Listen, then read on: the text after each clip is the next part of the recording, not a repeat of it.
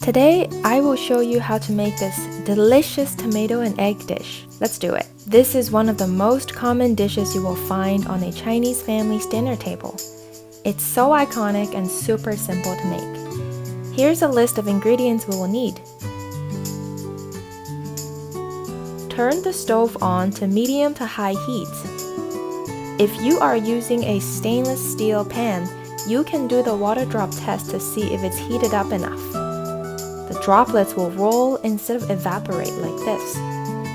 Add some oil to the pan so that it covers the pan. Add the scrambled eggs in. If the pan is heated up properly, the eggs won't stick to the pan. Stir it around. When the eggs look like they are about 70% cooked, remove from the pan and place them aside for later.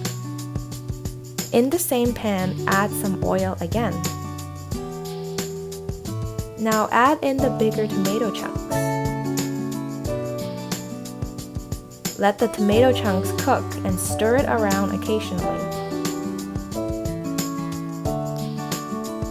I like it when the tomatoes are softer, so I let it cook for longer before I added the more finely chopped tomatoes.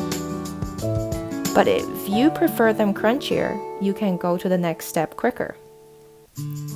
Add in the more finely chopped tomatoes. They are smaller, so they don't take as long to cook. Honestly, you don't have to have two different sizes and can just add all the tomatoes in at the same time. I'm only doing it this way because we like more layers in our food. Give it a few stirs, then add the eggs back in. We're almost done. Add some salt and the same amount of sugar. And last but not least, add in a few swirls of light soy sauce.